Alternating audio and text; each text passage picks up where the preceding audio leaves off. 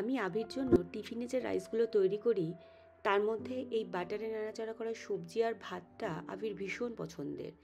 এর সাথে যদি আমি একটা সানি সাইড আপ এগ বা বয়েলড এগ দিয়ে দিই তাহলেই ও ভীষণ খুশি হয়ে খেয়ে নেয়। এটা বানাতে মাত্র 10 মিনিট সময় লাগে যদি ভাতটা আগে থেকেই রেডি করা থাকে আর সবজিটা আগে থেকেই কেটে রাখা থাকে। তাই আমি যখনই লাঞ্চ বক্সে আবিকে রাইস দেবো ঠিক করি, ঠিক তার আগের দিন রাত্রে রাইসটা বানিয়ে আর গাজর বিনসটা কেটে ফ্রিজে তুলে রাখি।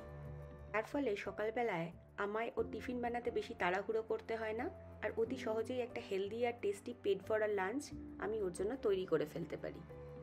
এই ধরনের রাইসের রেসিপিগুলো বাচ্চাদের জন্য ভীষণই পুষ্টিকর, কারণ রাইসে যে কার্বোহাইড্রেট থাকে সেটা বাচ্চাকে প্রচুর এনার্জি দেয় এবং সারাদিন স্কুল করেও বাচ্চা খুব একটা ক্লান্ত হয়ে পড়ে না। আমি এই ফুলকপির টুকরোগুলোকে হালকা ভাপিয়ে বা ব্লাঞ্চ করে আগের রাত্রেই ফ্রিজে তুলে রেখেছিলাম। আমি এখানে সেই সবজিগুলো ব্যবহার করেছি যেগুলো আমার বাচ্চার ভীষণ পছন্দের। আপনার বাচ্চা যে ধরনের সবজি খেতে পছন্দ করে আপনি সেই ধরনের সবজি নিঃসন্দেহে ব্যবহার করতে পারেন। তবে সবজি অবশ্যই ব্যবহার করবেন, কারণ সবজি আপনার বাচ্চার ইমিউনিটি বাড়াতে ভীষণভাবে সাহায্য করবে এবং আপনার বাচ্চার দৃষ্টিশক্তি এবং স্কিনকেও খুব ভালো রাখবে।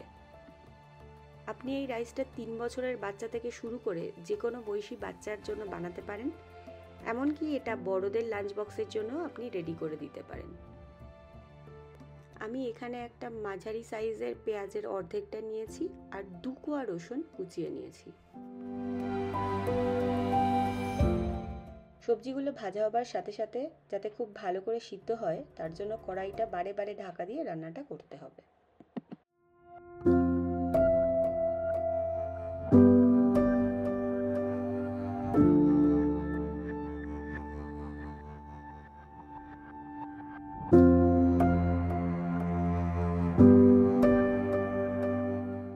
এখানে পিৎজা মিক্স হার্ব বা পিৎজা সিজনিংটা ব্যবহার করেছি, আপনার কাছে না থাকলে আপনি স্কিপ করতে পারেন।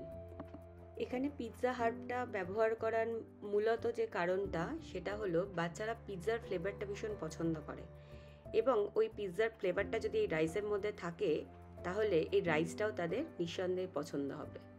এখানে একটু বাটার দিয়ে দিচ্ছি যাতে বাটারের ফ্লেভারটা রাইসের মধ্যে খুব ভালোভাবে পাওয়া যায়। আমি আগেই বলেছিলাম আমরা বাড়িতে যে স্টিম রাইসটা খাই সেই রাইসটাই আমি বাচ্চার রাইস তৈরিতে ইউজ করে থাকি। আপনি বাড়িতে বাসমতি রাইস কিংবা আতপ চাল দিয়েও এটা করতে পারেন, তবে বয়েলড রাইসটা আমি আগেও বলেছি যে অ্যাভয়েড করার চেষ্টা করবেন, ওতে একটু জল ছেড়ে দেওয়ার সম্ভাবনা থাকে ঠান্ডা হয়ে গেলে। এছাড়া আপনি ব্রাউন রাইসও ব্যবহার করতে পারেন এই রান্নাটাতে। বাড়িতে আগের দিনের বেঁচে যাওয়া ভাত দিয়েও আপনি এটা করতে পারেন, এটা একটা খুব সুন্দর লেফট ওভার রাইস রেসিপিও বটে। আপনি চাইলে এই রান্নাটাতে ডিম ভেজে সেটাকে কুচি করেও ব্যবহার করতে পারেন, কিংবা কর্ন সেদ্ধ করে ব্যবহার করতে পারেন, বা কড়াইশুঁটিও সেদ্ধ করে ব্যবহার করতে পারেন। এখানে আপনাদের সাথে একটা টিপ শেয়ার করি, যদি ভাত রান্না করতে গিয়ে ভাতটা একটু বেশি নরম হয়ে যায় তাহলে ভাতকে একটা থালার মধ্যে ঢেলে সেটা একটু ছড়িয়ে ফ্যানের তলায় দিয়ে ঠান্ডা করে নিন, তারপর 10 মিনিট মতো সেটাকে ফ্রিজে রাখুন, দেখবেন ভাত আগের থেকে অনেকটা ঝরঝরে হয়ে গেছে। তারপর ওই ভাতটা পরিবেশন করার আগে 1 মিনিট মতো মাইক্রোওয়েভে গরম করে নিন, কেউ বুঝতেই পারবে না যে ভাতটা নরম হয়ে গেছিলো।